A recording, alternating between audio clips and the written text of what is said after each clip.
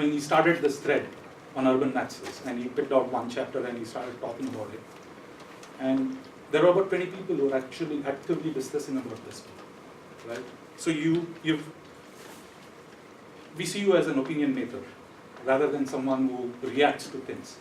If you look at Twitter today, most of us react. We react to a statement which Tavika Krishnan makes. We react to a statement which Rajdeep Sardesai makes. We don't make opinions, right? And that's something that is lacking in the anti-left, anti-Naxal ecosystem. And I think you bring that to the table today. And that's something we are all very proud of, and we are very happy to have you be an opinion maker for the anti-Naxal folks, the pro-nationalist people that we are, right? Going to the event itself, it's organized by, this entire book tour is organized by an organization called Indian Academy. So they are promoters of spiritualism, discussions around ancient Vedic civilization, aspects like that. And their website is on indianacademy.org. You can reach out there. They are on Twitter, they are on Facebook, so you could follow them and get additional information as and when they organize these events. So in terms of logistics, we will have Shri Vivek Agnihotri ji talk about his experiences, about his journey while making the movie and while making the book itself, right? But before we do that, we would like Dr. Ashok ji and Ravi ji to present you with a bouquet, and then we could get started. And subsequent to the session, we will have book sales, we will have an auction, we will have sales of books. Shri Vivek Agnihotri ji will sign them, take selfies with you all. I mean, not that it's an incentive to buy the book, but it's just something for us to cherish and remember about this event subsequently. Thank you so much, sir.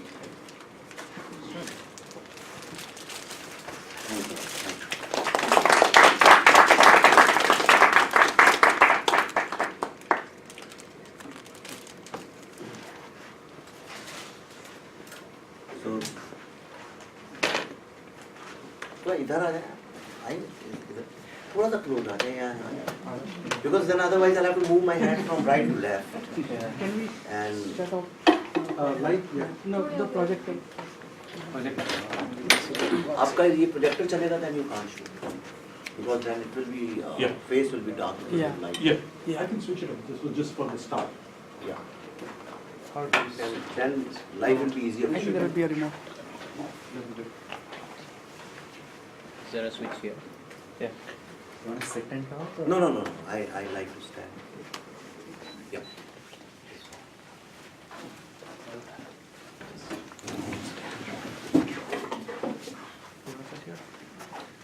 So thank you everyone. Thank you both the Ravis. And I'm really overwhelmed that you guys put it together. Ravi just wrote to me on Twitter DM, which normally I reply to DMs after 1 month, 15 days. I don't know how I saw his DM. And so he said, I've got a copy and can you sign it for me? I said, yes, you can come. I'm staying in Novi. And I don't know how far is Novi. Novi or Novi? How do you say? Novi. How far is Novi? I don't know. He said, no, I'm 5 minutes away. So I said, come over. Then he said, no, now we have little more people who want to come. I said, then my friends are going to be inconvenient. Let's meet somewhere in a coffee shop or wherever you want. I didn't know in 24 hours we could meet 10, 15 people. As far as the number is concerned, there is a small anecdote I want to tell you what I have learned in life. This film, Buddha in a Traffic Jam, was made in 2010. There was a time in 2009, around that time, after making a film called Goal, and I had signed on a film called Hate Story, I was feeling I was getting sucked into mediocrity because we were telling stories which people wanted to hear. Everything was box office oriented, nothing wrong with it. I mean, I'm not complaining, it's perfectly all right. But I had turned 50 and I was thinking, what's the purpose of my life? And I was actually seeking myself and I said, okay, let me start teaching. So I started teaching in Mika in Ahmedabad, then in Whistling Woods, in FTI, and lots of other universities. And then finally one day, in the classroom like this, in Indian School of Business in Hyderabad, which is one of the 10 or 11 best business schools in the world, there were some students who said they wanted to do a CSR project, corporate social responsibility. And they wanted to make a film on, a documentary on Naxalism. So I said, documentary will also cost money, and they wanted me to mentor it. So I said, documentary will cost money, where will you get this money from? So these are rich students because they work for a couple of years, then they join the institute, and the fees is so high, so obviously they are very rich people. So they said, we are going to put 20,000 rupees each, and there are 10 students, we'll raise 2 lakh rupees and we'll make this documentary. I said, shame on you. You have come here to study to become future CEOs of the world, and you are going to put in your own money.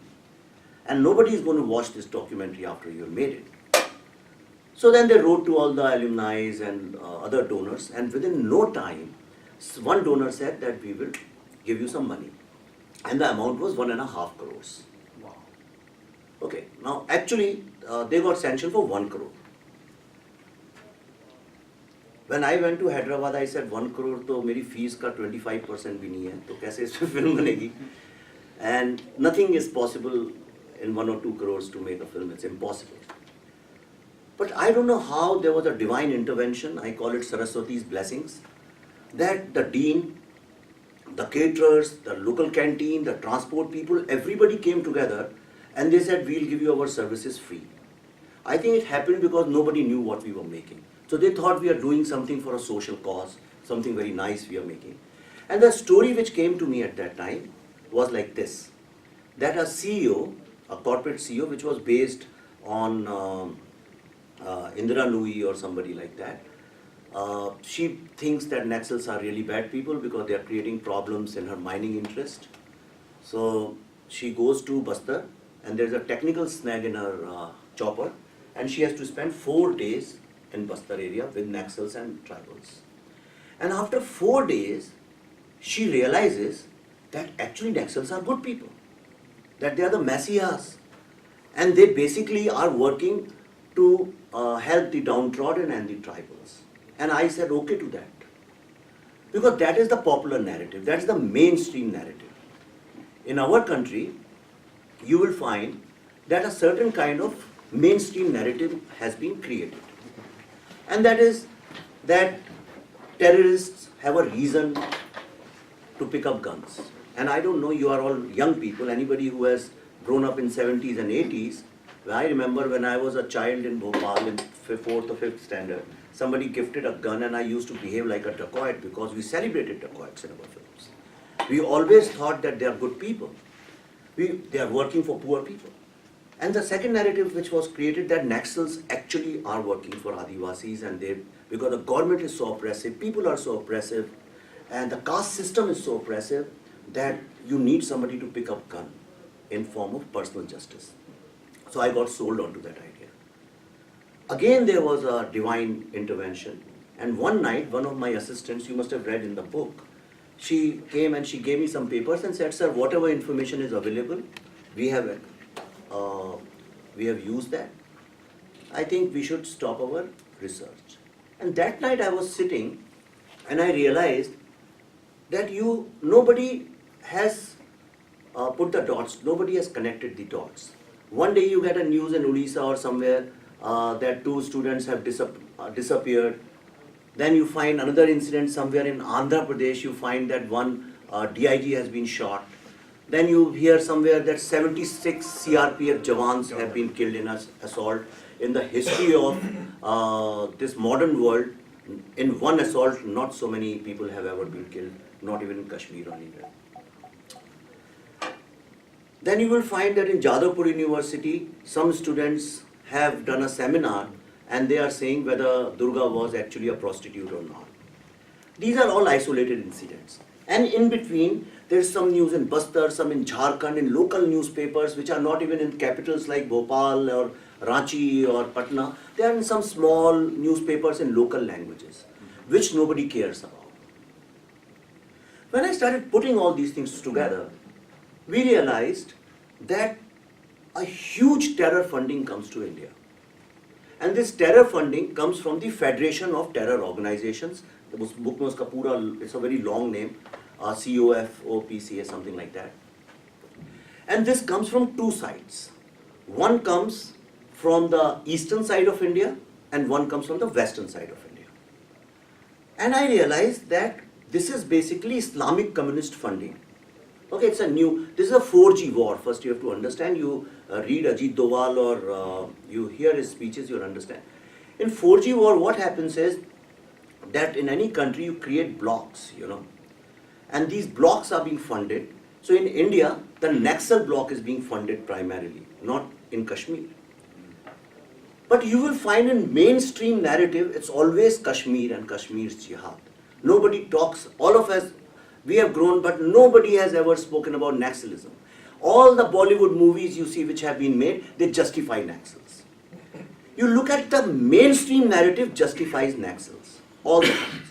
That's why you will find intellectuals like Arundhati Roy and Rajdeep and all these people, the think tank of India, always sides with Naxals. I realized that no, it doesn't work like that. What is happening is that with this money they buy drones, they buy satellite phones, arms, ammunitions, IEDs, the landmines they blast. But this money stops there. Then how is it that there is a connection between urban areas and jungles? So what these people do is they extort. Who do they extort? It's everybody you ask, 10 out of 10 people will tell you they extort Ambanis and Adanis and Vedantas. Do you think these Naxals can sit in front of Mukesh Ambani and negotiate with him? It's an absolutely false narrative. It's a bogus argument. They extort truck drivers. Because you have mandis in every village every week and every day. So all 7 days there are different mandis in different villages and thousands of trucks cross. They charge 1,000 rupees per truck. They extort these small kids who come to sell red and chutney. आप जानते हैं बस्तर में लाल चींटियों को वो छोटे बच्चे सुबह से ढूंढना शुरू करते हैं and they pick all these red ends and then they go home, their mothers make this chutney and then they sell them in jars. The local forest produce, people who come to sell it, they extort them. They even extort police officers and teachers who go to villages to teach on a bicycle. They extort bus drivers. So according to Indian intelligence agencies, and especially I don't trust intelligence agencies too much, according to IG Kalluri, who single-handedly demolished them in Bastar, and the maximum number of surrenders were done during his time, according to him, in Bastar alone, 1100 crore rupees are being generated with extortion. In Jharkhand, 2000 crore rupees are extorted every year from mining mafia. And I believe to the tune of 10,000 crore rupees are extorted every year. Now what is done with that money? That's the question we asked. So they have 5 strategic documents which were found in Professor Sai Baba's house when he was caught. The objective stated in black and white and written, the objective stated is that they want to take over the state of India, not BJP or Congress. It's not Rahul Gandhi or Narendra Modi or RSS. The state of India by 2025 with armed revolution. Now how will this take place? So you cannot just walk into Delhi with arms today. The army and air force will demolish you in like no time.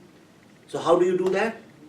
They said, okay, so therefore you create chaos, conflict and anarchy in urban areas, in cities, to an extent where the citizens are convinced that there is a civil war going on. And historically speaking, when the citizens feel that the civil war is going on, they always side with the rebels, never with the state. Historically speaking, you look at any kind of mini revolution in Egypt, or you see in Middle East, or in Philippines, or in Thailand, or in Nepal, wherever you see these kind of things, always you will find some government will come for some time. And this is a typical communist way of functioning. Now, how do you create this chaos, conflict and anarchy? By 2 things. A, question the mainstream faith. Right? We'll come to that. To question the mainstream faith. And second thing is stop the development process. Communists are always anti-success, anti-development. Always. आप उसमें मुझे कुछ नहीं बोलना है, common sense की बात है, you can figure out. Now how will you achieve this? So therefore they call something FOs. So form FOs in cities, front organizations. Now what is a front organization? When you read Kabir Kala Manch, you would feel that some art, drama, music is happening. But actually it's a front organization of Naxals or Maoists. I don't use the word Maoist because then it sounds there's some ideology behind them. Therefore I use the word Naxal. So they fund these. Then they have identified 5 different blocks. Number 1 is labor. When you have labor in your control, you can stop the motor of that city. Then the second is intellectuals, intelligentsia, think tanks, policy makers, research scholars. Number 3 is media. Media is very obvious. Media is always for sale in any part of the world. A lot of people say media, तो Trump ने आके उनको expose कर दिया. नहीं, anybody who knows media, and media is like this for last hundreds of years. It's not that suddenly it has happened. We suddenly know more about it because of social media. Right? But media has always been up for sale. Those days are gone when media journalists used to go in a bicycle in a scorching heat. So media, because it has to run on something. Then the 4th one is academia. That's what in Buddha in a traffic jam we highlighted. So, and the last but the most lethal weapon they have is legal activism. And it's not that it happens only in India. Wherever they have influence in all the countries they do, maximum money goes into legal activism. Now going to Supreme Court is very expensive in India. It costs hell of a lot of money. आपने पढ़ा हो सलमान खान के case में lawyers 40 lakh 50 lakh रुपए एक sitting का लेते हैं. Then Supreme Court charges a lot of money. You have to entry fees to Supreme Court. Now Supreme Court doesn't open its gates at 12 at night to save an Afzal Guru. It must have been an expense into running into crores. Nobody in our country ever asked Prashant Bhushan, was it your money? Who paid for this? So nobody till date was asking about who's funding you. When there is a Dalit issue, one fine morning you'll find thousands and lakhs of people come on street destroying public property. Nobody asked that who's making these placards. Who's organizing, mobilizing? आप लोगों ने किया है ना ये अभी जो arrangement किया कुछ तो लगा होगा. You got samosas from somewhere, organized people, somebody made a call. You require organization, you require leadership, you require money, resourcing, networking, venue. You require lots of things. It's not easy to organize something. आपने बच्चे के लिए करिए 5 लोगों की birthday party और देखिए आप 2-4 दिन के लिए busy हो जाएंगे. Then who organizes all these protests? Who has been organizing this farmers' march in Bombay? They walked for 7 days, all dressed in red clothes. Which farmer in India buys red clothes? So who made those clothes? For optics? Now nobody has been asking these questions. And therefore, the Naxal issue became an alternate narrative. So when I made this film and I said there's a nexus between NGOs and academia and the Naxals in our country, then suddenly, when we finished the film, the investors, whoever the small money they put, when they saw the film, they just ran away. They said, sorry, we can't be part of this film. We have big business interests. And this is too far-fetched an idea. Who wants to believe in this? I think it's your imagination. And Hindu culture में तो कहते हैं कि ईश्वर parents और गुरु खड़ा हो तो पहले गुरु के पहुंच होनी चाहिए. तो आप तो ऐसी बात कर रहे हैं कि गुरु जो लोग हैं वो रिक्रूट करते हैं नैक्सलिज्म के लिए. They rubbish the idea. That's the time then the students who initiated the project, passionate, committed students, when they saw the film, they just disappeared. Till date, I have not seen face of any of them. Why? One guy met me recently in Delhi, Sandeep Goyal. I said, क्या हुआ तुम लोग यार गायब ही हो गए? तो कहते हैं यार sir, we have to join Microsoft and all that, and with a film like this, our chances become lesser. Everybody knows who controls the establishment. Then the studios and the distribution agencies, they started leaving me one by one. My closest friends in Bollywood, the film was selected at Mami in India Gold category as one of the best films to be showcased to the world. When people saw in Bombay, my own friends, means closest friends in Bombay film industry, Bollywood, everybody one by one left me. There were two people who were sitting without any work for a couple of years. One is me, second is Anupam Kher. Now, the thing is, but then we were doing other things, but this film was canned. In 2014 or 15, one day I was sitting, then what happens is your income goes for a toss, people stop meeting you. It's a very, very dirty feeling to feel isolated, you know. I hope nobody goes through that, but when you're isolated from the industry, when you're isolated from the people who are your friends, when your family, closest of your family, your brothers and sisters and everybody starts isolating, thinking that you are talking abstract things and you are talking about ideas which people don't agree with. You know, it's very difficult to go against the mainstream narrative. It's not possible for an ordinary person to do that. So I said, just because it's been shot on camera does not mean it's a film. I didn't come to Bollywood that there was an ad wanted directors. I came out of my own free will. And why did I come? I came because I thought I have some stories to tell. So when you are isolated, you can't release your PVR. PVR, you know, is one of the largest distribution channels. They had signed a contract with me. They were releasing the film and they were releasing it like very big. They just saw a trailer and they said, it's your film. I had made 3-4 big commercial films, so there is no need. In fact, one of my films, which actually everybody trolls me for, Hate Story, is run into 4 franchises, one of the most commercially successful franchises. So they signed that deal. Just 1 week before we were planning to release the film, their CEO Deepak asked me, he said, चलो एक film तो देख लेते हैं. मैंने कहा तुम film तो देखो, release कर रहे हो, बिना देखे तुम release कर रहे हो. कहता क्या देखना है यार, इतनी फिल्में आती हैं, कौन देखे. मैंने कहा you must see this film because it's a different kind of film. He saw the film and very next day they cancelled the contract.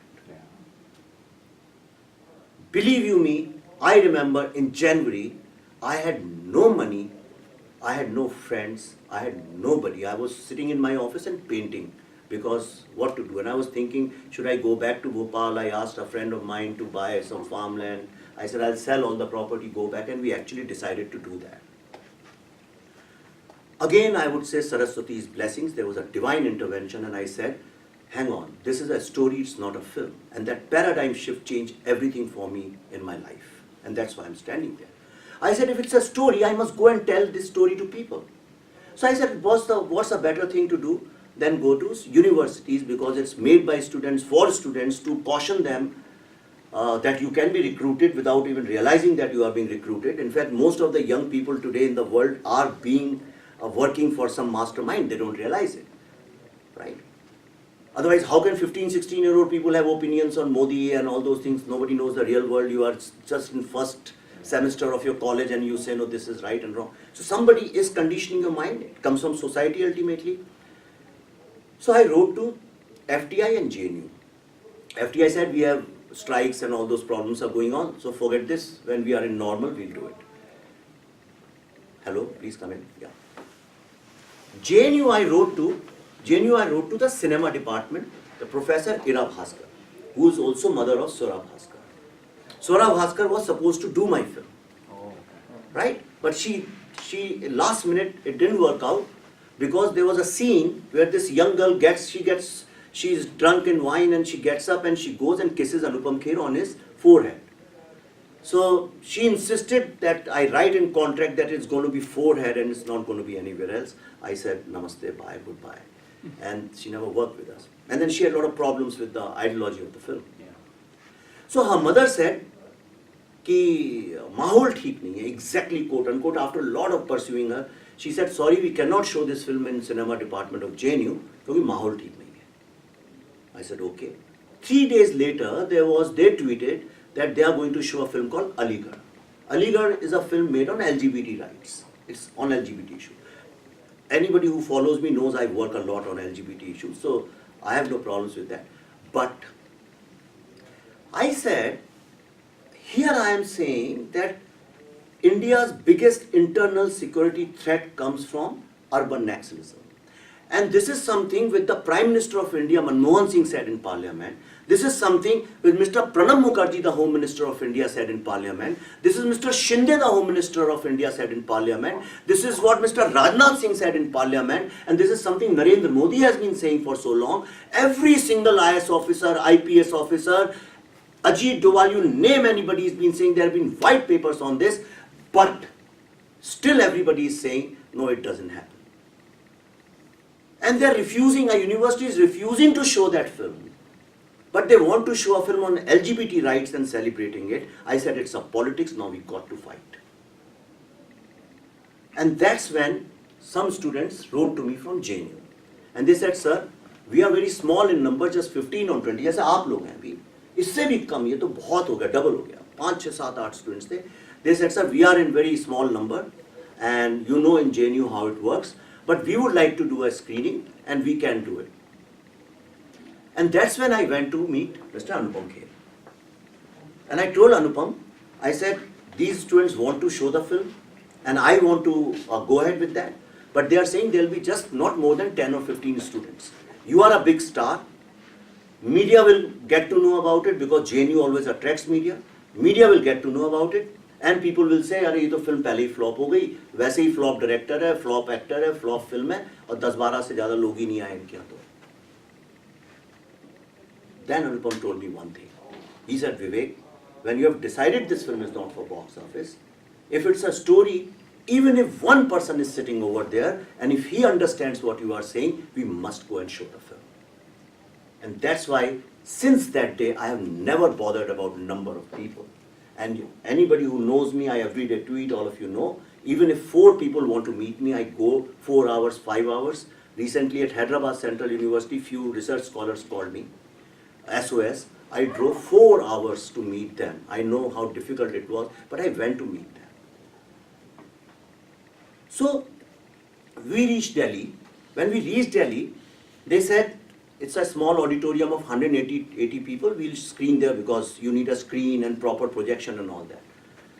At about 12 o'clock, we got a call from them. We were supposed to reach there at 4 o'clock.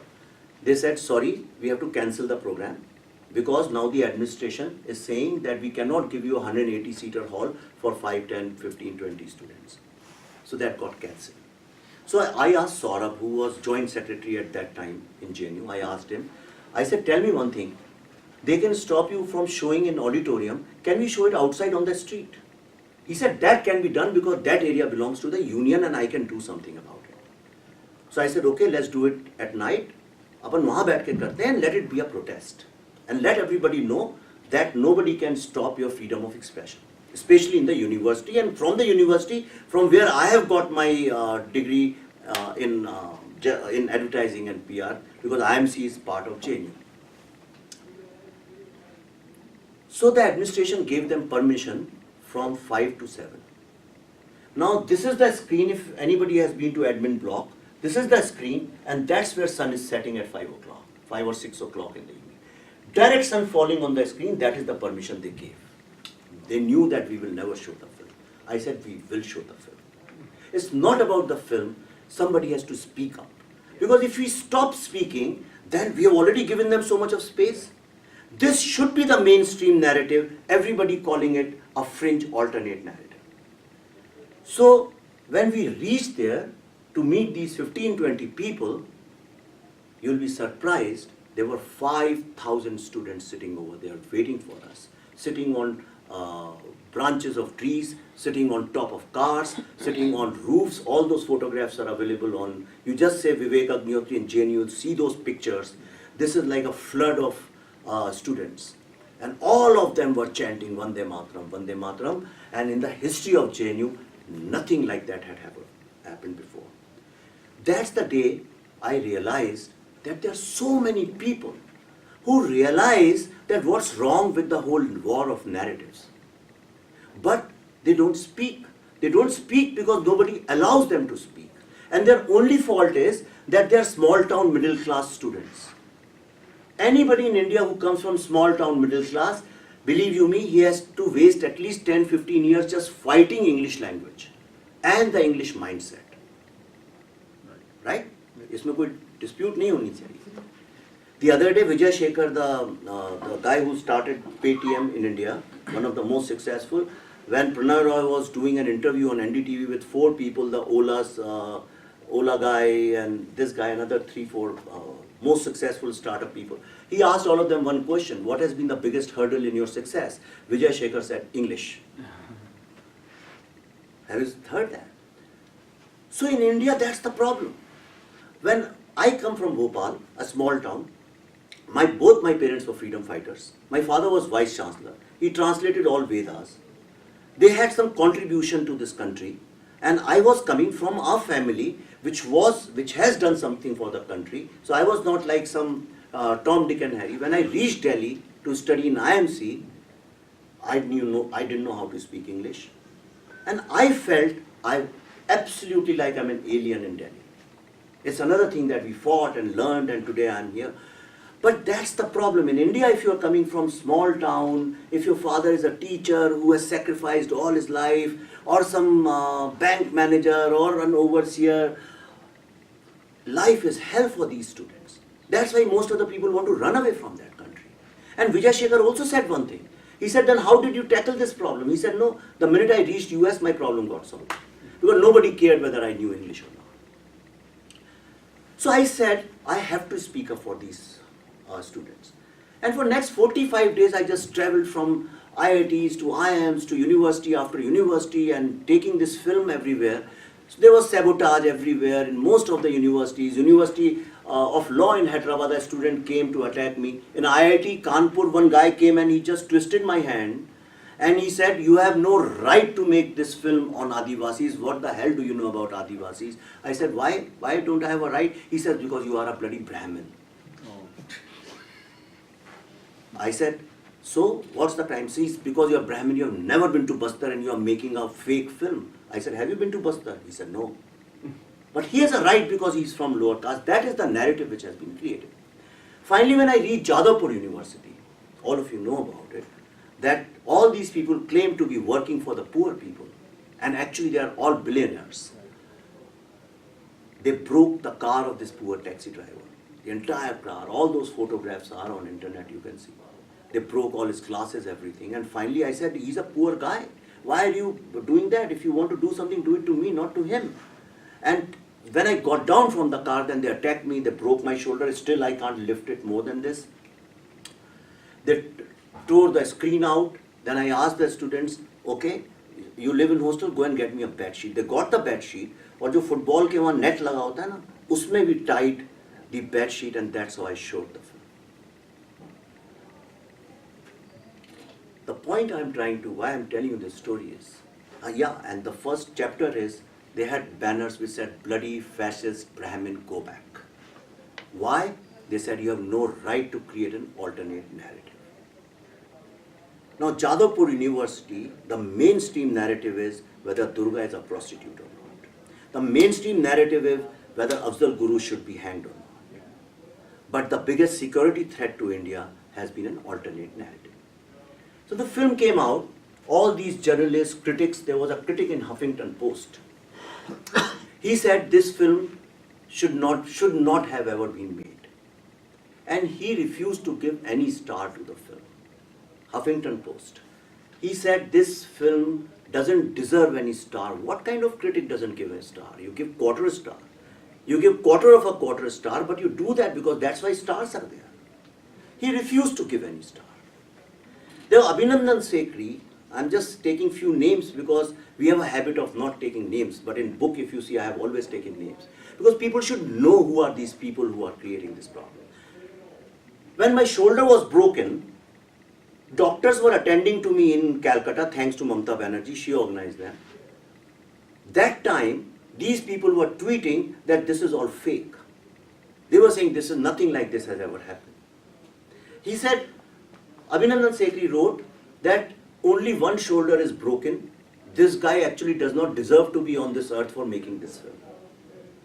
End of 2016, almost, when the film started becoming a cult film, Abhinandan Sekhri called me and he said, I have to interview you. His editor must have asked him. So I said, come to Bombay. He came to Bombay. And he wanted to interview me. So I said, okay.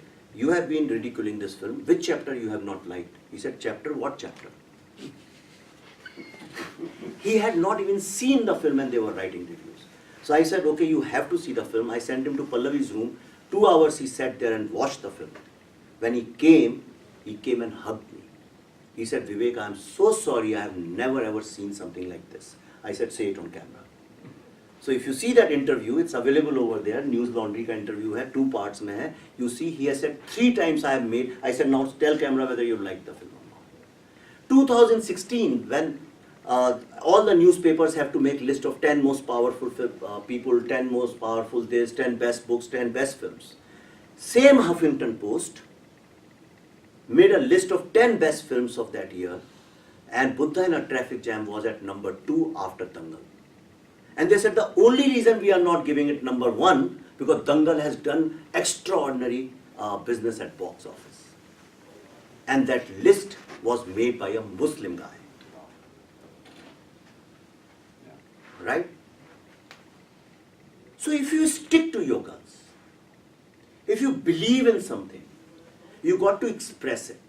The problem with the world is all of us are trying to impress others. We are never expressing our own opinions.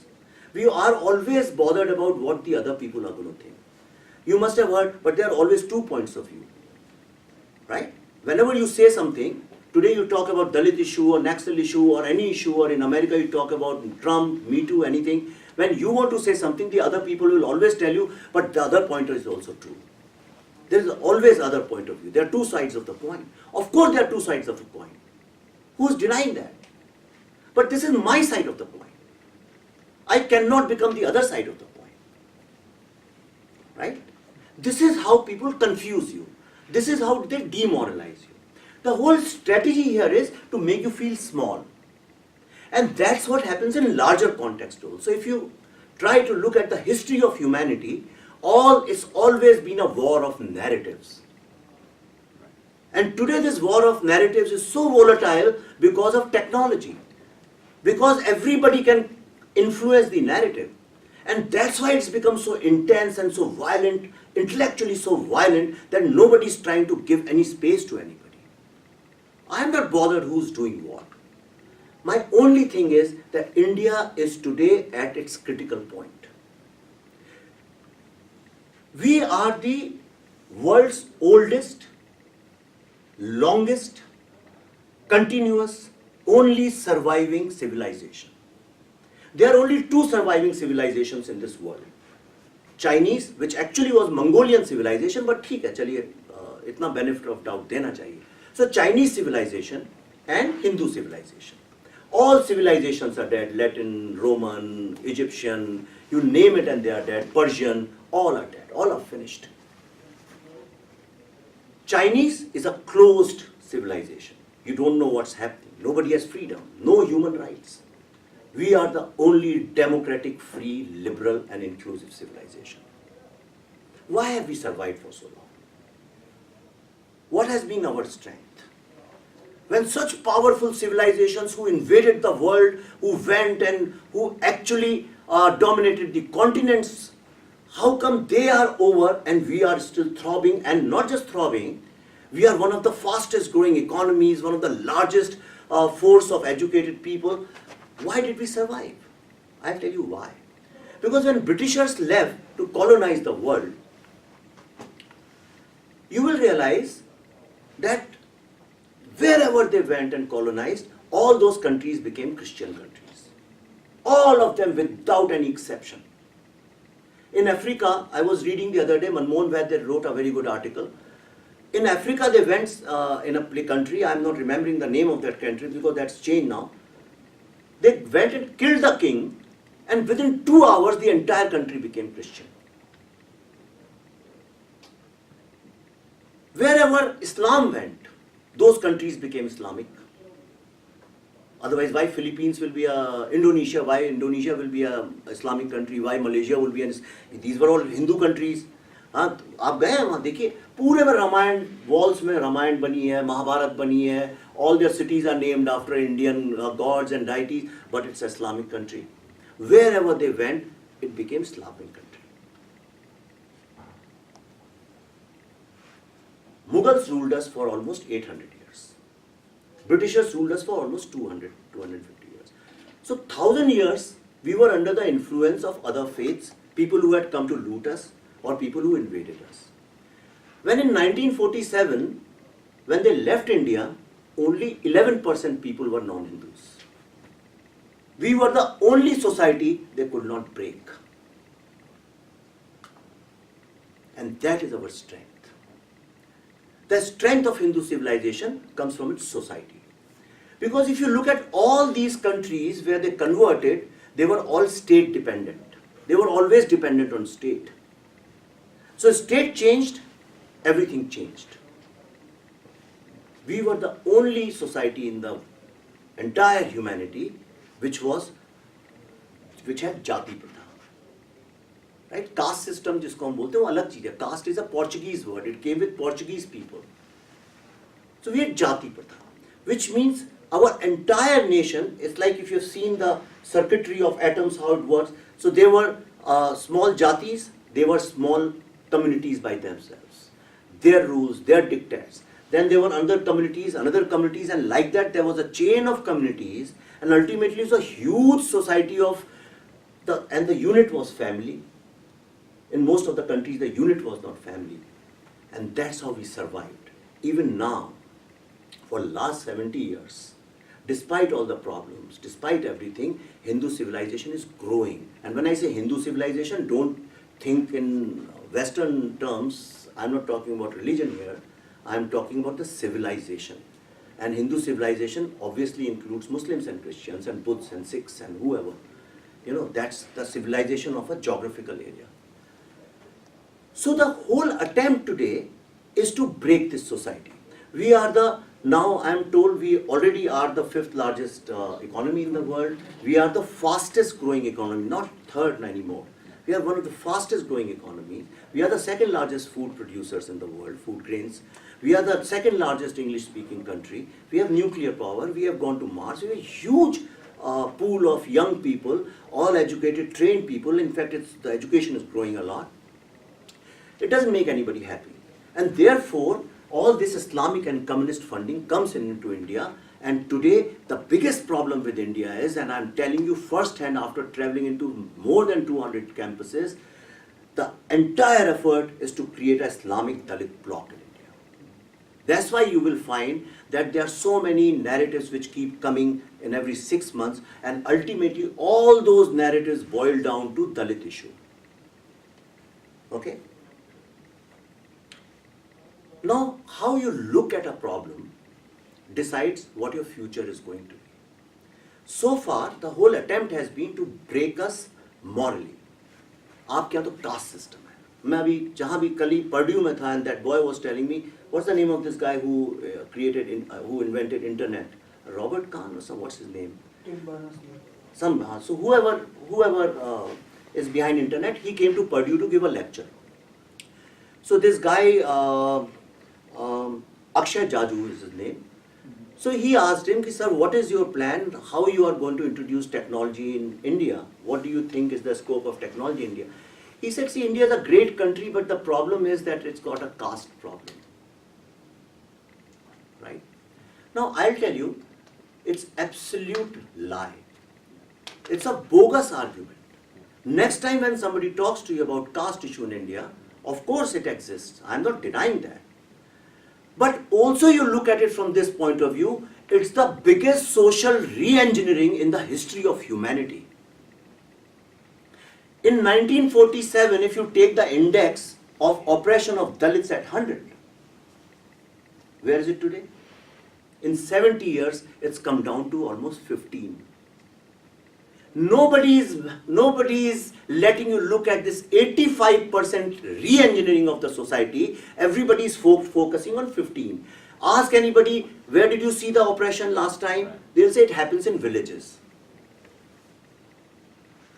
Where have you seen the oppression of the tribals? Happens in jungles. Nobody knows, nobody has seen it. Yes, some incidents happen. We are 1.25 billion people. Something will happen. But why nobody is pointing out there's a reverse discrimination also? The minute a Dalit a guy becomes a collector or becomes a SP in a village, the first thing he does is he gets some Brahmin or Kayas or Baniya guys and beats them up. The minute he becomes an advocate, the first thing he does, he makes sure some upper caste guy loses. But I don't want, it's fine, it's a natural. But look at the Dalit issue as the biggest social re-engineering ever taken place in the history of humanity. Look at the history of blacks and whites in this country. And compare it with the same indexes. There is a gentleman in California who has, very senior guy who has spent last 10-15 years just tabulating these statistics. I can share it with you, you can share it with everybody. It's amazing, your eyes will open up. But the mainstream narrative has been that we actually exploit and we are bad people. And that's why you will find in last 4 or 5 years, the whole narrative is India is an intolerant country. Suddenly we have become an intolerant country. Let's talk about intolerance now. First of all, intolerance and secularism are alien words. These words have nothing to do with India. Our society is based on universal acceptance. And that's why we have a surviving family system. Most of the countries in the world don't have family system. Very few countries are left with family system. Japan used to be one of them, not anymore. China also has, in lots of pockets, they have family system. Otherwise, you will find in most of the world there is no family system. We are the only surviving, throbbing family system. Intolerance. Let's start with politics. Okay? Let's assume that intolerance exists. Let's look at politics. India is the only country which has more than 300 national political parties which participate in elections. When you go for voting, you will find sometimes it runs into 56 pages, 60 pages, so many candidates. You have parties for Dalits, you have parties for Brahmins, you have parties for Bengalis, parties for Kashmiris, parties for Odia. You have parties for all kinds of identity groups, for Lingayats and for Jains and for everybody. And not only that, we also have parties for Marx, Lenin, Stalin, Mao who killed 65 million people, who murdered 65 million people. Together these 4 people have murdered 120 million people. But we have parties. And we have a very senior leader who might be contesting a prime minister's election in next 10 years or so. His name is Stalin. Yeah. Right? Let's talk tolerance. Imagine in US in 2020, somebody called Osama contests elections against Trump. Is it possible? Is it possible? Is it possible that tomorrow I come and start a party here based on Marx and Stalin and Lenin and all those people? Is it possible? Not possible. Then which country has tolerance and which has intolerance? Now let's talk about religion. India has given birth to one of the 4 most peaceful religions in the world: Buddhism, Sikhism, Jainism, Hinduism. Never attacked anybody, never invaded anybody, never was in conflict with anybody. We have so many sects and subsects and faiths within faiths, within faiths, within faiths. It will take Western people at least 100 lifetimes to even understand 10% of what we are made of. The complexity of faith.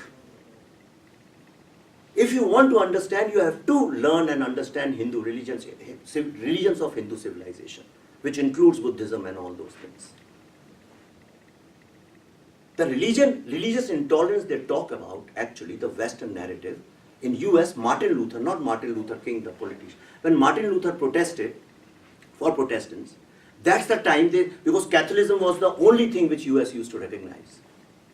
That's when they included Protestants and Baptists into that. That's what they call religious tolerance. The religious tolerance is not for Hindus and Muslims and Buddhists and Sikhs. Do research when you go back tonight. And in India,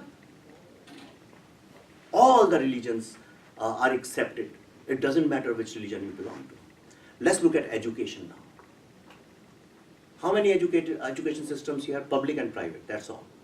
In India, you can have madrasas, you can have RSS way of education, you can have Dalit education system, you can have Vedic education system, people have ashram. You have so many different. I'm not saying qualitatively whether it's better or this is better. I'm not getting into that argument, because the argument is only about tolerance, that you are an intolerant country.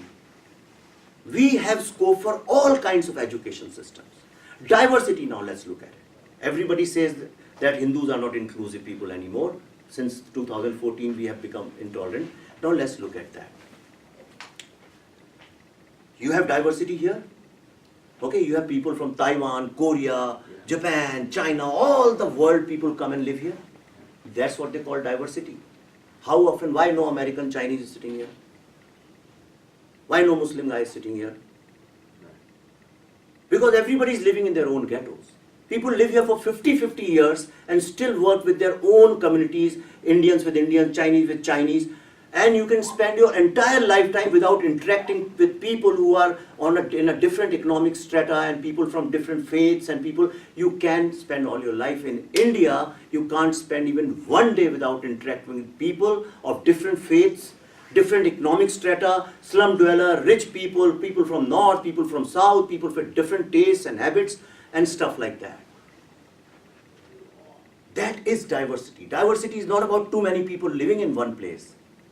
Diversity is about interacting with each other and cooperating and living together. And we are doing it for hundreds of years. Now let's look at another embarrassing thing, beef. Okay, a narrative has been created that outsiders feel. When I come here, people ask me all the time, that's why I'm saying, sir, ये beef को लेके लोगों को क्यों मारते हैं? Recently I was invited at India Today conclave in Calcutta. The subject was diversity in food. And it was anchored by Shri Rajiv Sardesai. The moment somebody would talk about food, there was a gentleman, a Bengali, very senior actor, 70-year-old actor. He was talking about, Rasgulla is Bengali, as Odisha people are taking it over and all that. He was talking. He says, sir, that's fine. But tell me one thing, what about beef? Another guy is talking about Mysore Pak, the food, the sweets in South. He's saying, Mysore Pak. He said, but what about beef? And the 1,000 people sitting over there are clapping and saying, yes, beef, beef, beef, because it embarrasses Hindus. Yeah. When my turn came, I didn't even speak to Mr. Sardesai. I just asked the audience, I said, I have 2 questions to ask and I have nothing to say. I just have 2 questions to ask. And these 2 questions now I ask deliberately wherever I go, in these kind of places. I said, number 1, all those people who have met somebody who was stopped from eating whatever he wanted to eat. Or if you know anybody in this country who knows somebody who was stopped from eating anything, whatever he wanted to eat, please raise your hand. 1,000 people were there in huge banquet hall of Oberoi in Calcutta, not even one hand came up. And you can do this experiment wherever you go, ask people, do you know of somebody, please bring him in front of me who was stopped from eating anything. You will never ever find anybody. The second question I asked, I said, how many of you can go back home tonight and ask your mother to cook beef in your kitchen? चौका बोलते हैं ना UP में, कहना आप चौके में जाके बनाइए. Just few hands, 7-8 people who खाते होंगे, उनका जो होगा single होंगे, I don't know क्या है. No hand came up. So I said, if you can't influence your own mother to eat beef, why do you want 1 billion Hindus to eat beef? It's never been about beef. India is the largest beef exporters in the world. We are number 1 beef exporter in the world. All the beef which you eat actually comes from India. The problem was against illegal killing, slaughter of cows and all those things. And this entire myth that all Muslims eat beef and Hindus don't let them eat is bogus. When my family, my father, everybody died in our village, we had some cattle. So I asked them, where is the cattle gone? You know who looks after my cattle in a village called Dhaneora in UP? Is by Julaha. Julaha जानते हैं आप लोग? Julaha are weavers and they are necessarily Muslim people. Muslims in Bihar and UP don't even eat mutton. They are vegetarian people, most of them. All these Akbar Ali Khans and Vilayat Ali Khans and Bismillah Ali Khans and Zakir Hussains, all the Muslim singers and musicians, when they start performing, they do Saraswati Puja. Only after Saraswati Vandana they start singing. All the Hindu heroes and heroines in our films, they sing songs on Allah, Rab, Khuda, and all those things. All Rahat Fateh Ali Khan and Arijit Singh songs are based on that. Do you ever question that? Do Jews and Catholics do it with each other? Do they use each other's motives? Recently, Nikki Haley last week was in India, and there was a picture, somebody shot a picture, Reuters, US must have shot, and somewhere in the background, there was a swastika on some temple. They deleted it and said sorry, they apologized for that. That is the mainstream narrative. then why so many people are trying to embarrass us? Why so many people are after us? They don't question other countries. Nobody goes and questions Sharia laws of Saudi Arabia. But why every day Washington Post and New York Times is writing articles about our tolerance and intolerance and all these kind of things? Because there's a huge attempt. Because if the narrative of India wins in the next 5-10 years, then all these countries who had dominated us, poor snake charmers country and that kind of thing, and look at the faces of India, non-fashionable, simple people, baal kaise, shirt kaisi chale aa rahe hain, and they are going to dominate the world. We are the soft power of the world. Who wants to tolerate this? That's why when I go to JNU, they say Vivek Agnihotri is an alternate narrative, where actually I'm carrying the mainstream narrative. The other day I was invited at Google, just 3 days ago. This was fixed long time ago. I was supposed to go and give a lecture on urban Naxalism at Google. Exactly the day I was going, Saurabh, the boy who was organizing, he sent me a message, "Sir, we need to cancel this because nobody is going to come." I said, "What happened?" He said, "I can't talk much, but Code of Conduct Committee called me and there are some issues there." I said, "I am coming. You have invited me. My time is booked. I am coming. Even if there are 5 people, I am coming." When I met him, he was very quiet, but outside when he told me, he said, "Every day I get 200 mails." He's a team leader, he's a senior guy. He said, 200 is a regular mails I get. Today I got some 350 mails. 150 mails were from Indian people who are working in Google, and they said, "You cannot invite Vivek Agnihotri with this kind of a narrative on urban Naxalism." And they reported it to Google administration. So Code of Conduct Committee called him. I'm not supposed, this is the first time I'm speaking about him. So they invited him, they called him, and they said, all these boys, they attached Google, Wikipedia and news items and all that. Because when they write about me, they say controversial film. So they said, "This man is controversial. Okay, this urban Naxal, you cannot use the word urban Naxal in Google campus. You cannot talk about politics. You cannot talk about this. You cannot." Ultimately, we were just left to talk about how beautiful Bollywood is. Now, who are these people? Who are these people who do not want to recognize the problems this country is facing, and every time they want to shift the focus? These are the same people. So this is where we are standing today. At every point, they will try to break the narrative which is suddenly in last 5-6 years has been coming up. In fact, coming for last 10-15 years post-liberalization, but now the world is recognizing it. Okay, and bad for us or good for us, I don't know, that in 2014 suddenly somebody became a prime minister who is known as a Hindu warrior. His visa was cancelled on the basis of that Gujarat does not have religious freedom. That's why his visa was cancelled officially. Okay, there is no dispute on that. It's in black and white. American government has said that this is why they cancelled his visa. It's not Indian government is saying you can say to snake charmer se kuch bhi bolte hain. Government of USA officially cancelled Mr. Narendra Modi's visa when he was Chief Minister of Gujarat, stating that he does not allow religious freedom in his state. Now let's talk what that religious freedom was. Gujarat government made conversion illegal. And when they made conversions illegal, then they said you don't have religious freedom. This entire question of religious freedom basically comes only when conversions are questioned. And which is why you will find that Kashmir is always the mainstream narrative, whereas the total number of people killed in Kashmir in last 70 years in Kashmir, if you take that number, same number of people are killed every single year in the Red Corridor. And nobody talks about it. That is our real threat. And this is the reason why people say, why do you go to meet 10 people? Why are you driving so much? Why are you running day and night? My wife also gets upset. This is the reason.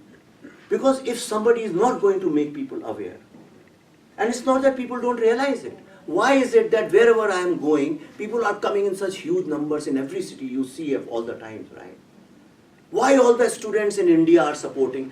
Why, when I wrote this book, it was started with Indic Academy and I Am Buddha Foundation and Garuda Publications, not because we wanted to start a startup, because all leading publications refused to publish this book. When we sent it to them, and India has all top publications, Penguin, HarperCollins and all, they sent an email which I have framed. It said, Vivek Agnihotri may be a good filmmaker, but nobody in India is going to be interested in reading this story. All of them rejected this book. We took it upon ourselves because we are dedicated to the cause. When the book came out, within 3 days, it became #1 bestseller on Amazon in political category. It became number 22 in all the books all over the world because it goes with the sale of books. In top 5 movers and shakers. And within 1 week, our first print was over.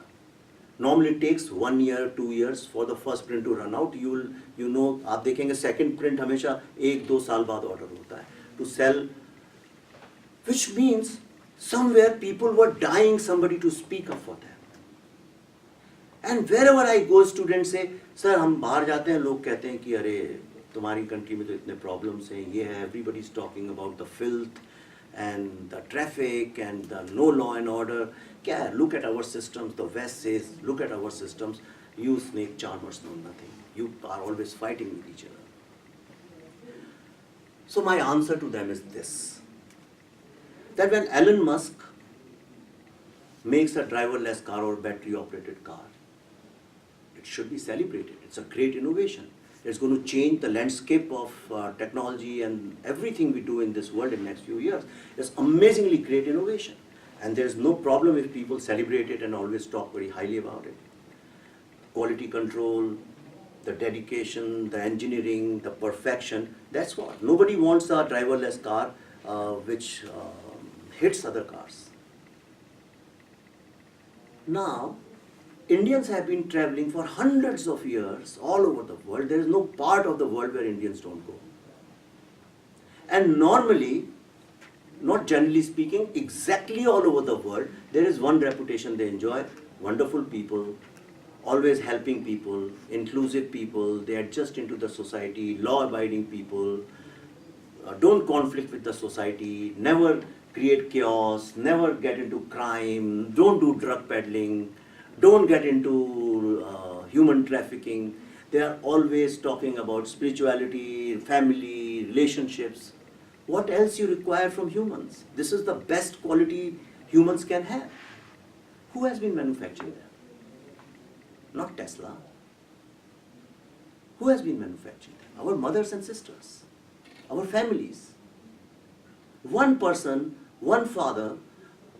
इतना संघर्ष है हिंदुस्तान में, इतना sacrifice है. One person, one family, उसके बच्चे होंगे 4-5, मौसी का बच्चा भी आ जाएगा, ताऊ जी का भी आ जाएगा पढ़ने के लिए, पड़ोसी का किसी ने दोस्त ने भेज दिया, 8-10 लोग रहते हैं. Mother is a housewife, she sacrifices everything, she wears the worst clothes, eats the worst food, कहीं भी सो जाती है, अपनी साड़ी नहीं खरीदती 10-10 साल तक, बाप अपना छाता नहीं बदलता, जूते नहीं बदलता. All they are doing is manufacturing great human beings. Shouldn't that be celebrated? Shouldn't a society which makes such wonderful human beings, we have the largest peacekeeping forces in the world, shouldn't we be celebrated? Shouldn't that be the mainstream narrative? Our women, are they sati or shakti? There should be no debate on this. A rape, somebody does a rape, does not make a woman sati. Our woman is Shakti. Imagine the kind of multitasking our women do, despite being whether they live in villages or in slums or in cottages or in mansions. She's an inventory manager, she's a finance manager, she's an HRD manager, she's a value addition manager, you name it, and she does with so much of sacrifice. Think about your mothers and sisters and your aunts and all those things. Imagine some woman in Western world has to do that kind of multitasking, she'll collapse in 15 minutes, maybe less. Then her family will collapse and ultimately the society will collapse. Shouldn't our women be celebrated?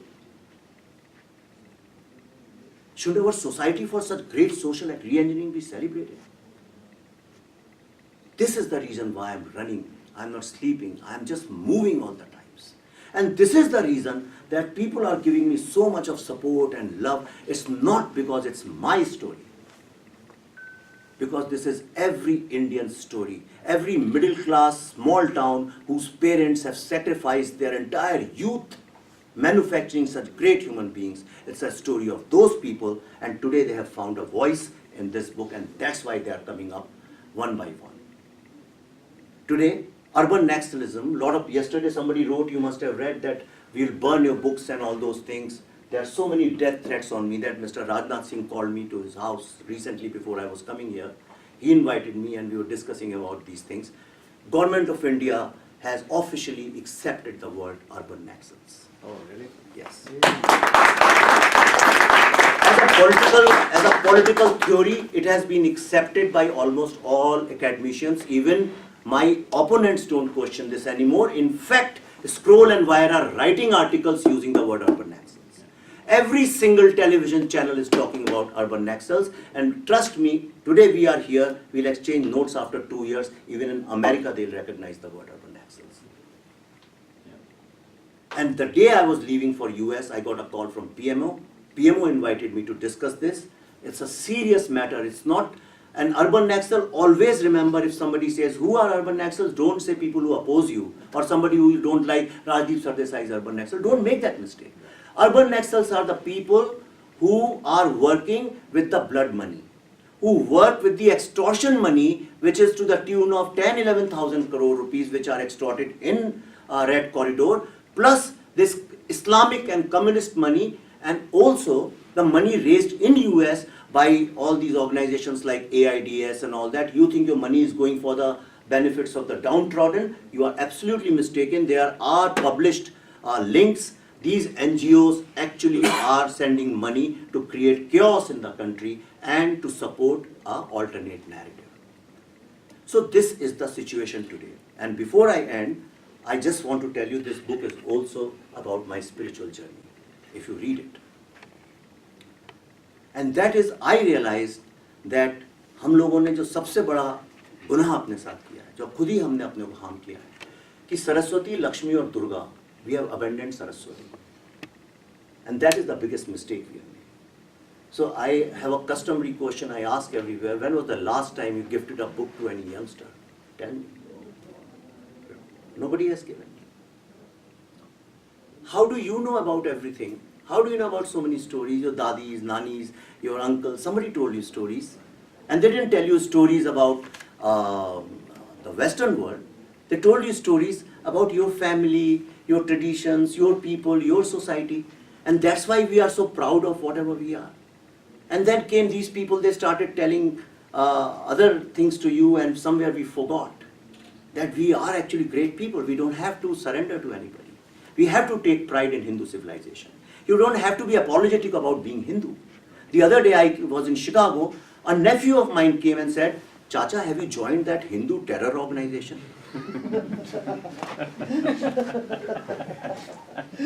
Right? Big Vijay Singh should be blamed for that. Yeah. The day they will understand I don't want to get into that, especially when the cameras are on, because I don't belong to any political party. A lot of people say you are left or right, you are right wing. I am only India wing. I have no other wing. And India does not have a right wing, unfortunately. India has left wing and anti-left wing. Right? Indians ka apne maa baap ko dekho na yaar. They don't know what is left and right. They just are working and they are take pride. So, take pride in Hindu civilization. Don't feel apologetic about it. And call it Hindu civilization. Don't say, I'm a Hindu, but I also love Muslims. Don't get into that. Don't get into apologetic mindset. And I tell you what, with Indic Academy we do, why we have formed Indic Academy. What is Indic mind? Indic mind is a decolonized mind. As simple as that. And we are working, we are putting in all our money. Today I have zero bank balance. I'm just moving. People are taking me from one place to another. Hari Kiran is doing a lot of great work. We are trying to bring about an Indic renaissance. India does not need revolution. We need a renaissance. And only Indic renaissance can save us, and that will come only when you actually take a lot of pride in all your mothers and sisters and your society and love cows. Nothing wrong in loving cows, because America does not allow killing of horses. Why that is not a narrative? Why doesn't rest of the world, all Eastern countries get up and say, how dare you not kill horses? What kind of people are you? Why should we? The reason is that all the NGOs are in India and their job is to find our fault lines. Now you put all that, why don't you do that? Start 1,000 NGOs here in US and start finding their fault lines. The narrative will change next day. It's got nothing to, see, common citizens don't know what is happening. I'm a storyteller, it's my job to do this, not your job. But at least what you can do is, you can disseminate this information by expressing yourself next time when you talk to somebody. Don't feel apologetic, don't criticize anybody. If you see, I'm not criticizing leftists here. I'm not here to say they are bad people. I'm just here to make you aware that this is what is happening and this is what you are. Now, the choice is yours. Before I end, I'll read one last paragraph from the book.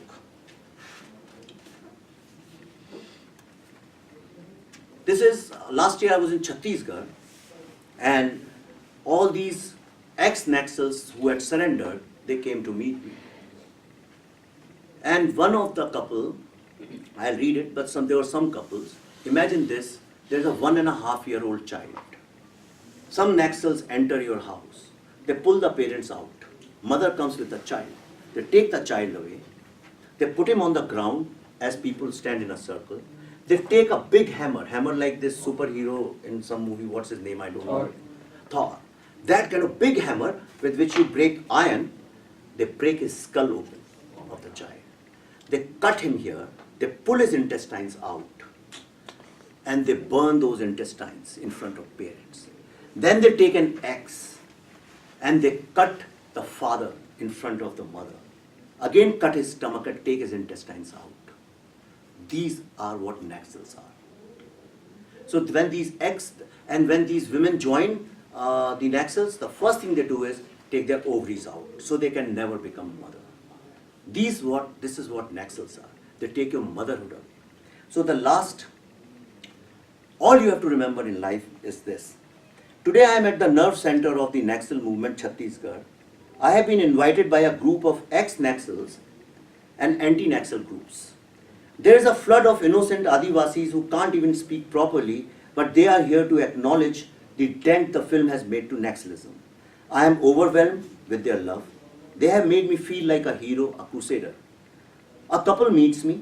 Their story can make any sane person puke with disgust. They are ex-Naxals. While fighting the revolution, they fell in love, but couldn't marry as the Naxal law dictates that every man gets a vasectomy operation done before marrying a Naxal woman cadre. One day after their colleagues killed an innocent villager, opened his chest, gouged out his eyes and mutilated the corpse with an axe, both of them fled and took protection in Jagdalpur.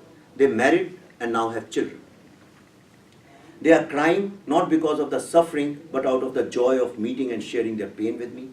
Sir, whatever you have shown in the film is absolutely true, everything. We have come here to pay our gratitude to you for showing the truth behind the barbarity of savages like Naxals. Somebody had to do it, thanks, that's what they tell me. I have tears in my eyes, this is the victory of Buddha, the truth. There may not be a place for the alternate narrative in Naxal-infested jungles, campuses, media and minds. But in the world of real, rational and sane people, there is always a place for truth, the only narrative one needs to know. Satyamev Jayate. Thank you.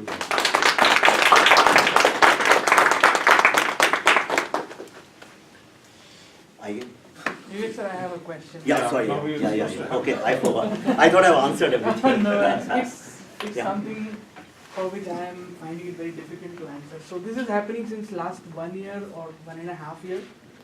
Some of very close friends of mine, with whom I grew up, I also grew up in MP, in Indore. So I grew up with them. Most of them have ideology kind of mine. I mean, all of them are nationalists. They love Modi ji and all. But since last 1.5 years, what is happening is I am getting into a lot of debates with them on WhatsApp and all, mainly because they are influenced by this leftist idea. And that is something which is, I cannot understand. Like, there is no, in central India, Maharashtra or in MP, there is no impact of left as such. But because of this social media I think lots of youths are getting influenced by this leftist ideology. So what can we do? I mean, they are my close buddies, but still they are having a different thought process. So, and it surprises me. So what can we do to stop this? Don't focus on them at all. Ignore them. You come with your own narrative. The problem is that we have given space to them in last 70 years because we were focusing on them. Because these are alien concepts. We didn't know. We thought Mao was... Most of the Indians think that Mao was some great leader. Do you know that? Why will anybody keep their son's name Stalin? I'll tell you one simple example. You will love this story. I was in Samarkand recently, Uzbekistan, because I am shooting... I just finished a film called The Tashkent Files, which is based on the mysterious death of the second Prime Minister of India, Shri Lal Bahadur Shastri. So we also went to shoot in Samarkand. So while lighting and camera was being set up, so I started walking. मैं अकेला घूम रहा था ऐसे कुछ सोचते सोचते एक बड़ा सा stone लगा था उसमें inscription था. Not in so many words, but I'll tell you exactly what was written over there. It said this is the tomb of Temur Lung, the greatest emperor ever born in the history of the world, and which is true. Temur Lung had actually captured most of the eastern world and upper world, but he refused to call himself Shahanshah. उसको जब उपाधि दी emperor की शहनशाह की उर्दू में लिखा था क्या मींस जिसने फतेह कर लियो पूरी दुनिया की he refused to take that. He said I will put this on my head only after I have captured the richest country in the world, and that was Delhi Sultanate, Delhi Sultanate. So he formed a big army और उसने वहां से कूच किया and he came to Delhi. In one night he killed 100,000 people, 100,000 Indians, women, children, everybody. And then he destroyed buildings and all the temples and the monuments. And then when he went back, he never ruled India. His idea was to destroy them so that there is nobody more powerful left than him. Then when he went back, he burned all the farms, houses, temples in Haryana, Punjab, Jammu, Kashmir, and like that he went back. 2 years ago, one of the biggest superstars of India had a son and he named him Taimur. And nobody says nothing. Imagine Tom Cruise calls his son Osama or Hitler. What will happen in this country, tell me? Imagine, I mean in your wildest nightmare you think what's going to happen in this country. Where you can't say things openly. Right? Because we have given space to these people for so long. Imagine in a country where you have Marxism, Stalinism, revolution in the name of all these people. If somebody says Hindutva, he has to feel sorry for saying that. In a Hindu civilization, there is no space for Hindutva. You have space for Marx and Stalin, the mass murderers. That is where we have gone wrong. Because we have been always impressing people. This Hindi, Telugu, Marathi, Bengali speaking person spends most of his life impressing others. When you come to US, you are not doing your narrative, you are trying to impress Americans. You want to become one of them. In India, when you come to Delhi and Bombay and Calcutta and Bangalore to get a job, you are trying to impress them. You are never expressing yourself. Express about what you know about your mother and all your problems will be solved. Express about the sacrifices your father and your society has made for you. Talk about the greatness of your society. Stop focusing on the weaknesses. The world does it. दो दोस्त बैठते हैं, हम लोग अभी गाड़ी में मेरा दोस्त है यही बात कर रहे थे. दो दोस्त बैठते हैं, first thing is that you want to show the other person how small you are. People living in America, your own Indians, they will tell you अरे इंडिया तो बेकार कंट्री है, अमेरिका का सिस्टम देखो. इंडिया वाले कहेंगे तुम लोग तो यहाँ के नौकर बन गए हो, इंडिया का सोसाइटी देखो. That's not how you win war of narratives. That's how you win arguments between friends. But you have a larger purpose and objective in your life. You have to stop impressing others. There is only one narrative, which is your narrative, because it's your life. Your life cannot be the other side of the coin. Your life will always remain your side of the coin. Your feelings will remain your feelings. So how you feel about your country, your society, your civilization will be your narrative. The reason I am speaking here for so long, I can go on and on, because I feel for it. I am not intellectually talking. I am talking from my heart. I felt the sacrifices of our society and people, and I said I must talk about it, and that's why I am running, and that's how you win war of narratives. I have a question. Especially in Bollywood, they've been making. मैं बॉलीवुड से resign कर चुका हूँ. मेरी कोई opinion नहीं. This is about the culture only. Yeah. they've been making biopics on these Sanjay Dutt. yeah, all the criminals and everyone. And whereas if you take other countries, they are making biopic on. आप Jesus Christ को Google करिए. There will be hundreds of short films, documentaries, and all kinds of things. You'll find इतना literature मिलेगा. We had Buddha, we had Krishna, we had Guru Nanak, we had Mahavir, we had some of the greatest political thinkers in the world. Okay, you will find nothing we have made on that. So, Nothing. So, do you think a situation comes to the Bollywood when the time comes Bollywood to just a paradigm shift happens? तो अब हम कब तक बोलते रहेंगे ये बात? We know it for 70 years. That's why I said I'll make this film. Now I made a film on Lal Bahadur Shastri. My next film I'm making on Chanakya. Right? So you also, आप कहीं से आपको अगर कोई चीज़ ऐसी लगती है जो आपको लगता है कि नहीं ये बात बतानी चाहिए स्टोरी, आप जाइए, सोशल मीडिया आपके पास है, use technology. We are living in great times. Technology has made everybody equal. And You can go and say anything to Modi, Trump, you can say anything about Buddha, you abuse you can do anything. So we can also write good things, positive things, you write good stories. This world needs great stories. I'm saying gift books, buy lots of books, gift them. And people are doing that. So one more question. Since our childhood, it's been taught, okay, when you pray some Hindu god or something in the school, you have to pray Muslim and Christian and everything to show, okay, you are equal and everyone is equal. You equally respect all the religions. That's what been taught since our childhood. And also, when on 15th August and 26th January, we've been taught Gandhi and Nehru, they are only the persons fought for the freedom, and we Wait don't till know. 2nd of October, my film is coming. So, a lot of this narrative is going to change. So, what I observed is my age group people, it is very hard to convince them because the brain already washed.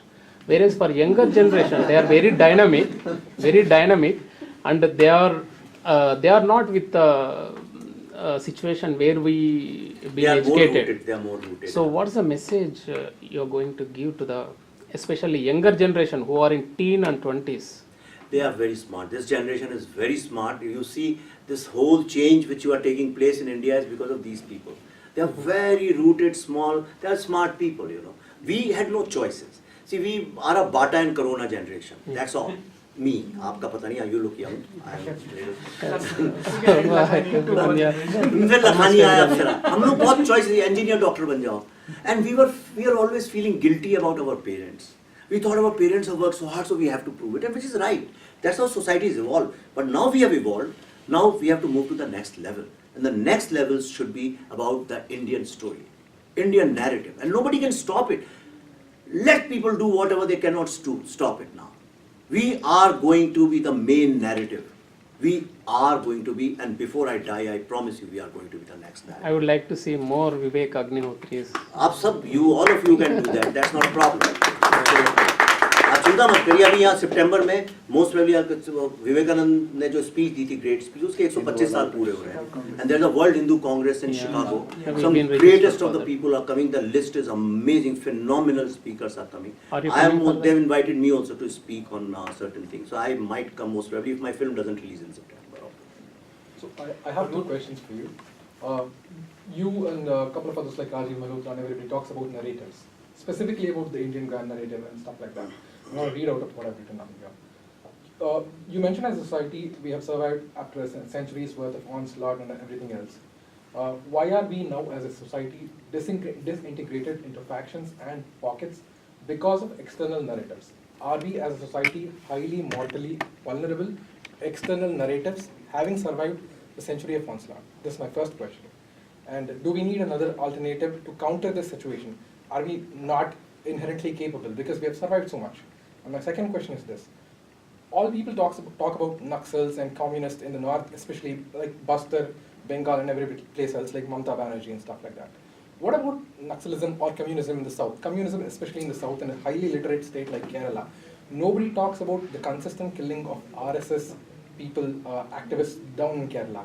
And there is no investigations. There is nothing about why a highly literate state, which has that kind of capability in understanding what's happening in the current world, is still turning communist. So there's nothing about this. So what are your views on these two questions? Okay, पहले मैं आपका second question को answer कर देता हूँ. Sure. Okay, it's very obvious why they oppose RSS. Okay, they take everything to Manusmriti and Brahmins and Banyas and Kayas and all those things. Every time you'll find the narrative will go over there. Okay, so next time when somebody talks about it, say, have you read Manusmriti? जिसने मनुस्मृति पढ़ी है वो बात करे ना, बिना पढ़े ही आप उसके बारे में बहस कर रहे हैं ना, जवाब देने वाले ने पढ़ी है ना सवाल करने वाले ने पढ़ी है, लेकिन सब मनुस्मृति पे बहस कर रहे हैं, तो उसका कोई मीनिंग नहीं है. तो don't waste, these are energy drainers. If you see my social media, you whoever follows me, you know I never get involved in all this junk kind of a fringe discussion. You keep saying your thing. If I had not said my thing for last 10 years, people say कि अरे वाह, इनने तो देखो ये तो मोदी जी की तारीफ करते हैं, संगी बन गए हैं, इसलिए इनकी बुक जो है चल गई है. Do people realize I am working since 2009? It takes time. Coming to your first question, in 2007-8, I also used to think India has a lot of factions, people are not united, there's a lot of chaos, this and that. That's how I used to believe, a typical like a liberal person. Then we cut off television and we shut all the newspapers and magazines coming to our house. And suddenly India became one beautiful place. Wherever I go, people love me. कोई खीर खिलाता है, कोई मैसूर पाक खिलाता है, लोग प्यार से बात करते हैं. किसी के घर में बिहार का आदमी काम कर रहा है, किसी के यहाँ बंगाल का कर रहा है, कोई मुस्लिम के साथ काम कर रहा है. In film industry we work with all the religions. There is no religion which doesn't work with us. हम सिमैया खाते हैं ईद में, वो हमारे घर आते हैं, बिरयानी भेजते हैं. आप खुद अपने अड़ोस पड़ोस देखिए ना, ये पेपरों की बात मत करिए एकेडमिक, अपने अड़ोस पड़ोस देखिए कितना फैक्शन है आपके आसपास, बताइए. और थोड़ा फैक्शन तो होते ही है, दो भाई होंगे तो भी कुछ तो डिफरेंस ऑफ ओपिनियन होगा. So this thing saying we are vulnerable is not true. All the strength comes from success. So when my book was coming, was inaugurated in Delhi, Kanchan Gupta was one of the senior most जो emergency में भी अंदर गए थे. He told Smriti, who was the chief guest, he said, Smriti, after 4 years of your government, you guys have not been able to create an ecosystem. Smriti gave a wonderful answer. Okay, it's a good answer. Whether you like Smriti or not is another thing, but you should respect what she said. She said ecosystems cannot be created by people saying let's create ecosystem. Ecosystems can be created only when your products and ideas are commercially successful. Right? The world, Chanakya said, the most powerful tool is the currency. Never underestimate the power of commercial success. That's why I unapologetically, मुझे सब क्या बोलते हैं, अरे आप तो marketing करते हैं इसलिए आपकी किताब बिक जाती है. तो मैं कहता हूँ हाँ, तो मार्केटिंग कौन नहीं करता, और करना चाहिए. अगर हम लोग नहीं करते तो बहुत गलत बात है. यही तो हम हमेशा दबे दबे से रहते हैं, नहीं हम शो ऑफ में बिलीव नहीं करते हैं. उसे शो ऑफ नहीं बोला जाता है, आप उसे सिस्टमैटिक प्रोफेशनली करिए, and that is good marketing. What did you do just now? मैं आपने पता चला आप आए, ये कि आपने एक पोस्टर बनाया, डाला, 10 लोग और आ गए, हम इकट्ठे हुए, अब आप इसकी फोटो डालेंगे, आगे जाके बात आगे बढ़ेगी. What's wrong with this? Nothing wrong with that. तो उसमें शर्म नहीं करनी चाहिए हम लोगों को. मार्केटिंग तो इसलिए कमर्शियली जब तक आप सक्सेसफुल नहीं होंगे तब तक आपकी बात कोई सुनेगा नहीं. अगर यही है रियलिटी दुनिया की, then do it that way. What's wrong in it? Question here. या So I'm Shikhar Varki. So देखिए, ये there is a disconnection between tribals, Adivasis and good people, I can say, or anti. या And they hit the connection, right? And maybe Naxals. And we see day by day people are moving towards cities, people are moving out of the country. In order to make that link and get most of the people in the stream, how you guide, like, how you, what should I? मैं समझा नहीं. Which people in those streets? अभी जो good people है, anti, I can say anti Naxals, and the Adivasis and tribals, there is no connection, or there must be a connection, but very small connection. And those people are more in numbers, right? Who supports Naxal. So if we want to make a link between these two, or make a strong bond, get them into the mainstream, show them the real picture, what is in them. How? हाँ, see, so उसके लिए they are thought leaders, opinion builders, writers. Rajiv Malhotra is doing great work. Makal Pranashpe is doing great work. A lot of people are doing a lot of work. And the reason that today you have scope for a book like this, my documentary is coming in October, which we have shot with ex-Naxals, gone to Bastar, and so all these products, you have to bring products into the market. If you say, if suppose before this somebody wanted to know about it, आप market में जाएं, Amazon में आपको कोई book ही नहीं मिलेगी, तो आप क्या समझेंगे? तो you have to have products. Even if you do some research, आप क्या करते हैं? इंजीनियर है, आईटी में है ना, तो आप तो बैठिए, जब टाइम मिलता है इस पर रिसर्च करिए, थोड़ा सा डेटा फैक्ट्स लाइए, kill them with facts. The biggest enemy of leftist is facts, right? और क्या है उनका सबसे बड़ा एनिमी? फैक्ट्स है. आप फैक्ट्स डेटा लेके आइए मार्केट में, आप कहिए ये मैंने आपको चलिए काम देता हूँ, I told you about this Dalit thing, you put a data out, send it to me, tag it to me, and say कि in last 50 years what has happened, the statistics. Do that. Will you do that? But then you will win the war of narratives. Yeah. Vivek ji, have you tried putting Buddha in Traffic Jam on Netflix or Amazon Prime? No, because whatever we are doing it is public service. We have put it free of cost on Rashtriya channel on YouTube. Okay. Right? Yeah. Okay. That's what. But doesn't it give a lot more visibility? Doesn't it reach a lot Netflix? more? Yeah, sure. Please. Netflix has only 5 lakh users, 500,000. यहाँ पर Huh? यहाँ पर In US especially. Boss, trust me, what we are doing is a better, because if you get involved in that corporate thing, then we have a freedom. We don't belong to any party. We don't take any donation, not even a penny from anybody else. We sell our own products. This book also we auction just because, so that how do I move? How do we market? How do we move on? How do I fly to other cities? What do we do? That's why we auction, and that's why people are coming forward. Not a penny we have taken from anybody. Despite so many people coming and giving us. In Houston the other day somebody said, take $1 million from us and run this. But then I'll be speaking their voice. So we have Indic Academy, me, and there are 150 intellectuals involved. We have consciously taken that decision. We don't get involved in all that. Okay, we are just doing our work, and that's why it's free of cost. Because the minute it's on Netflix, the students can't see that. And our main market is students, so it's free of cost. See, उसमें क्या हमने बनाया. Documentary is also going to be free. Book also, जितने students मुझे मिलते हैं मैं उनको अपने पास से खरीद के दे देता हूँ. I order for them. आज ही मैंने भेजी है 2 copies Amazon से book करके students को. So let us, yeah.